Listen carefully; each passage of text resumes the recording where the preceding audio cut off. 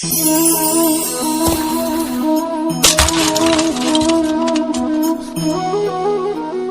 কি হলো?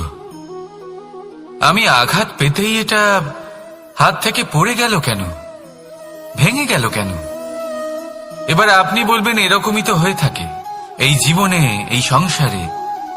আঘাত লাগার পরে আমাদের হাতে যা থাকে তা পড়ে যায়, যা তৈরি হয় তা ভেঙেও যায়।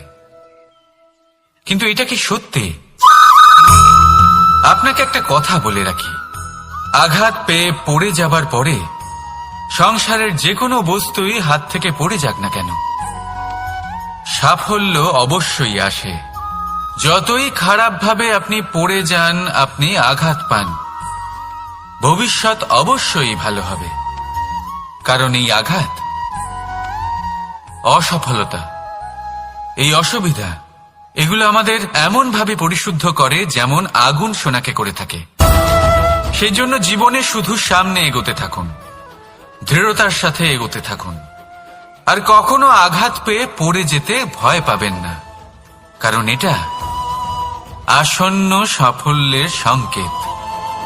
আর সাফল্য তখনই আসবে যখন আপনি পড়ে যাবেন, যখন আপনি আবার উঠে দাঁড়াবেন এবং আপনি আবার জীবনে সামনে এগোতে থাকবেন।